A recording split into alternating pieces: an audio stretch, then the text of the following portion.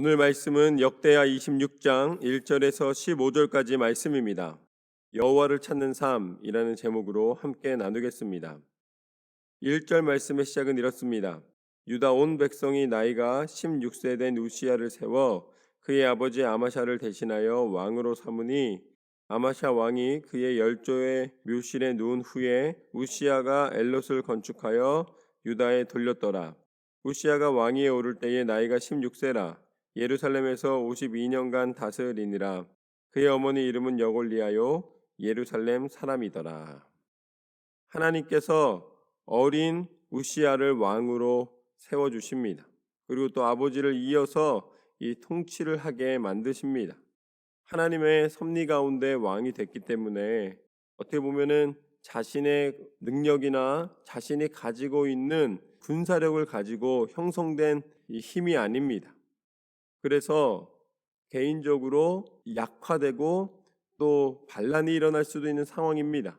그런데 보면은 굉장히 오랜 시간 동안 왕위를 유지할 수가 있었습니다. 그 비밀이 무엇이었을까요? 그것이 바로 오늘 본문 말씀의 내용입니다.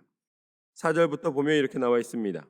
우시야가 그의 아버지 아마샤의 모든 행위대로 여호와 보시기에 정직하게 행하며 하나님의 묵시를 밝히 하는 스가랴가 사는 날에 하나님을 찾았고 그가 여호와를 찾을 동안에는 하나님이 형통하게 하셨더라. 할렐루야. 아버지로부터 믿음의 유산을 받은 거예요.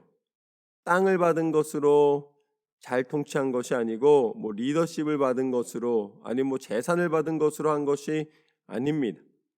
하나님 앞에 정직하게 행하는 하나님이 주시는 마음을 품고 통치하는 신앙의 믿음의 유산을 받았기 때문에 하나님이 도우시사 하나님이 형통케 하시는 왕이 된 줄로 믿습니다. 이것이 바로 우시야가 강성할 수 있었던 이유입니다. 오랜 시간 동안 다스릴 수 있었던 이유입니다. 어떤 왕은 3개월, 어떤 왕은 1년, 어떤 왕은 2년, 굉장히 짧은 시간 동안에 다스리다가 반란이 일어나고 죽임을 당했는데, 그러나 우시야는 하나님이 축복하여 주셨습니다. 그 이유가 있어요. 그 이유는 바로 하나님을 온전히 바라보고 정직하게 행했기 때문입니다. 그리고 5절 말씀처럼 하나님의 묵시를 밝히 하는 이 스가랴를 통해서 하나님의 음성을 들음으로 그 나라를 통치했습니다. 그래서 하나님 뭐라고 말씀하시는가? 하나님을 찾는 동안에는 하나님이 형통하게 하셨더라. 우리 인생의 형통의 비밀입니다. 하나님을 찾는 이에게 하나님은 지혜를 주시고 하나님의 길을 허락해 주십니다. 하나님을 찾는 게 뭘까요? 그게 바로 말씀을 붙잡고 기도하는 것입니다. 하나님의 음성을 듣고 하나님 앞에 내 모든 간구의 제목과 또한 감사의 제목을 고백할 때에 하나님과 대화하는 거예요. 하나님을 찾는 거예요. 그러면 하나님은 찾는 우리를 만나주시는 하나님이십니다. 하나님을 만나십시오. 하나님 앞에 내 모든 것을 내어놓을 때에 하나님을 찾고 또 찾을 때에 우리를 인도하시는 하나님의 축복과 은혜가 우리 가운데 넘치게 될 줄로 믿습니다. 6절 말씀부터 보면 우시야가 나가서 블레셋 사람들과 싸우고 가드 성벽과 아브네 성벽과 아스돗 성벽을 헐고 아스돗 땅과 블레셋 사람들 가운데 성읍을 건축하며 하나님이 그를 도우사 블레셋 사람들과 구르바알에 거주하는 아라비아 사람들과 마온 사람들을 치게 하신지라. 지금 열거한 나라들은 이 중동 지역의 이 가나안 땅 가운데 다 강성한 나라들입니다. 모든 나라들이 그렇게 만만한 나라들이 아니에요. 그렇지만 하나님을 찾는 우시야에게는 그들이 당할 수가 없는 것입니다. 하나님의 보호의 손길이 있는 이 유다에게는 당할 수가 없는 거예요. 왜냐하면 그들이 아무리 강하다 할지라도 하나님의 손을 벗어날 수 있는 나라는 없기 때문입니다. 하나님이 치게 하시고 하나님이 보호하여 주셨기 때문에 적진의 성읍을 세워도 그 적들이 막을 수가 없는 거예요. 하나님의 능력입니다. 하나님께서 함께 하실 때에 우리를 강성케 하여 주시는 줄로 믿습니다. 그래서 8절 말씀에 뭐라고까지 나오냐면 암몬 사람들이 우시아에게 조공을 바치매 우시아가 매우 강성하여 이름이 애굽 변방까지 퍼졌더라. 내가 유명해지려고 노력해서 된 게 아니에요. 하나님께서 채우시고 하나님께서 높여주셨기 때문에 애굽 변방에 이르기까지 하나님이 구석구석 하나님의 영광의 이름을 선포하게 하신 줄로 믿습니다. 하나님이 하나님의 성공을 그에게 허락해 주셨습니다. 승리를 허락해 주셨습니다. 하나님의 놀라운 은혜와 능력은 하나님을 높여드리고 하나님을 의지하며 나아가는 자에게 허락하여 주십니다. 그래서 9절 말씀부터 보면 또 이렇게 나와 있습니다.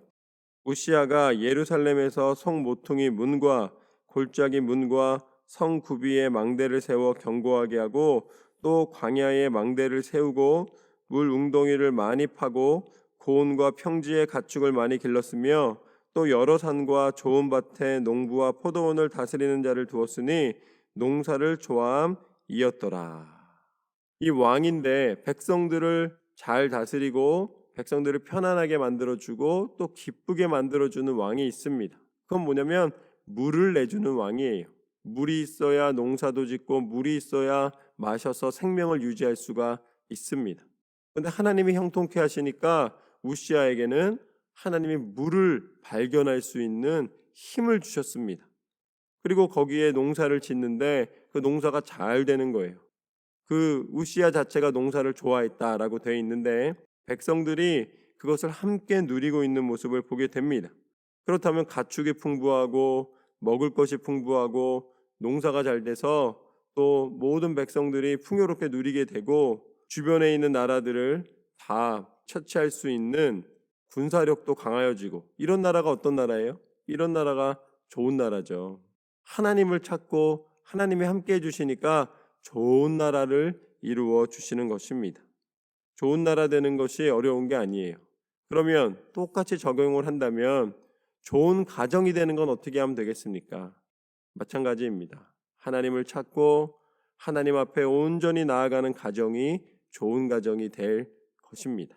오늘 말씀의 약속이 바로 그것이에요. 하나님의 다스림과 하나님의 보호의 손길이 함께 해주신다라는 것이죠.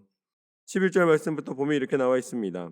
우시아에게 또 싸우는 군사가 있으니 서기관 여이엘과 병영장 마아세야가 직접 조사한 수요대로 왕의 지휘가 하나냐의 휘하에 속하여 때를 지어 나가서 싸우는 자라. 족장의 총수가 2600명이니 모두 큰 용사요.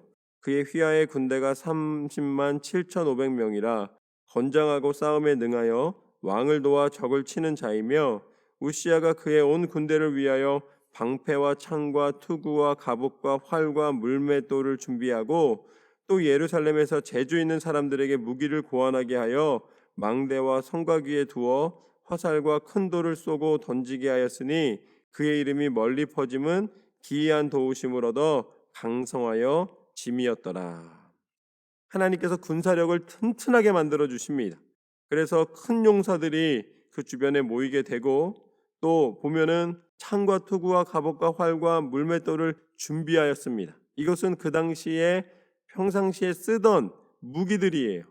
강한 군사력을 갖기 위해서는 또한 이 무기들이 필요합니다. 그런데 하나님이 그 무기도 공급해 주셨어요. 그런데 거기서 끝난 것이 아니라 이 창조적으로 새로운 무기들을 개발하게 합니다. 그래서 돌을 쏘게도 하고 화살을 쏘게도 하는데 아마 이게 자동으로 쏘는 거를 만들었던 것 같아요. 이제 그냥 사람으로 싸우는 군사력뿐만 아니라 신기한 잘 만들어낸 새로운 무기들까지도 이제 갖추게 됩니다. 그래서 그것을 오늘 말씀에서 뭐라고 표현하냐면 기이한 도우심을 얻어 강성해졌다. 그러니까 평범한 게 아니라는 거예요.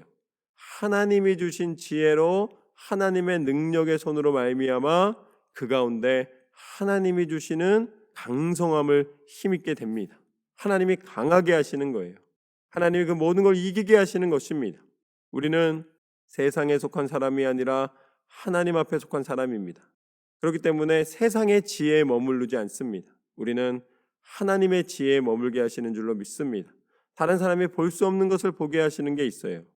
우리는 영적인 것을 보게 하시고 또한 영적인 깨달음을 갖게 하시고 하나님의 뜻을 발견하여 하나님께서 강성케 하심을 허락받고 나아가는 사람입니다. 내 스스로 능력을 만들어내는 것이 아니라 하나님의 인도하심 가운데 우리는 하나님의 강성함을 힘입는 사람인 줄로 믿습니다. 그러면 하나님의 이 기이한 도우심, 하나님이 세상과 구별된 도우심, 세상이 감당할 수도 없고 세상이 알지도 못하는 그 도우심의 끝이 무엇일까요? 그것이 바로 예수 그리스도의 십자가의 능력인 줄로 믿습니다. 사람들의 상식선에서 생각할 수 있는 힘은 권력과 통치였습니다. 그리고 군사력이었어요. 그렇기 때문에 하나님이 그것을 채워주셨습니다. 그런데 예수님께서 이 땅 가운데 오실 당시에는 그 군사력이 없었어요. 그리고 종교적인 단체로 바뀌어 있었습니다. 그렇기 때문에 다시 로마를 넘어설 수 있는 힘을 가질 수가 없었습니다. 그러니 메시아를 기다리는 그 사람들은 통치자를 기다렸고 다윗과 같이 다시 한번 군사를 일으킬 수 있는 그 힘을 기대했습니다. 그런데 하나님이 보내신 방법은 전혀 다른 방법이었습니다. 예수님이 이 땅 가운데 오셨어요. 싸움을 싫어하셨습니다. 그리고 오히려 연약한 이들의 친구가 되셨습니다. 그리고 분명히 기적과 이사는 행하는 놀라운 일은 볼 수 있게 하셨지만 그렇지만 전혀 사람들의 힘을 모아서 무언가 정치적인 세력화하는 것은 관심도 없으셨습니다. 그러니 제사장들이나 서기관들이나 바리새인들은 자신들이 따를 만한 강력한 리더십과 통치력이 필요했습니다. 그건 그들의 필요였어요. 그들의 상식이었고 그들의 기대였습니다. 그러나 예수님은 그 기대를 위해 오신 분이 아니십니다. 예수님은 오늘 말씀의 기이한 도우심처럼 하나님께서 구별하신 사람이 상상할 수 없었던 하나님의 방법으로 이 땅과 이 인류를 구원하시기 위해 오셨습니다. 그것이 바로 십자가의 지혜였습니다. 세상 사람들이 보기에는 십자가는 어리석은 것이나 우리 영적인 사람들의 눈에는 십자가는 하나님의 지혜입니다. 그 십자가에 달려 죽으시기까지 하나님 앞에 순종하심으로 말미암아 우리 가운데 있었던 모든 죄의 권세를 다 깨뜨리셨습니다. 그 무엇으로도 깨뜨릴 수 없었던 것을 예수님의 십자가의 능력으로 깨뜨리신 거예요. 그래서 우리 가운데 참 자유함을 허락해 주셨습니다. 그리고 다시 부활하시사 참 생명의 구주가 되셨으며 우리에게 하나님 나라 백성 되는 하나님의 자녀 되는 권세를 허락하여 주셨습니다. 이것이 바로 하나님의 지혜입니다. 하나님의 방법입니다. 인생 가운데 많은 어려움들이 있습니다. 도저히 풀리지 않는 상황들이 있어요. 경제적으로도 또 상황적으로도 너무나 많은 부분들이 어려움을 겪고 있습니다. 그러나 하나님의 사람은 누구인가? 이 가운데서 하나님의 뜻을 발견하는 사람입니다. 이 가운데서 하나님의 길을 가는 사람입니다. 이 가운데서 인내함으로 믿음의 길을 지키는 사람입니다. 하나님께서는 하나님의 방법으로 우리 가운데 하나님의 뜻을 반드시 나타내실 줄로 믿습니다. 기이한 도우심을 얻어 강성하여 짐이라. 우리가 상상할 수 없는, 우리가 무엇이라고 평가할 수도 없는 하나님의 지혜와 하나님의 능력의 손이 우리 가운데 반드시 임할 줄로 믿습니다. 그리하여서 그리스도 예수 안에서 우리가 기도하며 믿음 잃지 않고 끝까지 나아갈 때에 하나님께서 날마다 공급하여 주시고 날마다 채워주시고 결국 하나님이 행하셨노라고 믿음의 고백으로 감사와 찬송이 넘치는 인생을 만들어 주실 줄로 믿습니다. 하나님을 바라봄으로 끝까지 승리하시는 저와 여러분의 삶이 되시기를 주님의 이름으로 축원합니다. 우시아가 하나님의 나라를 하나님의 방법으로 인도할 때에 하나님이 해결해 주신 것처럼 여러분의 인생 가운데 하나님의 형통하심과 하나님의 인도하심으로 함께 하실 줄로 믿습니다.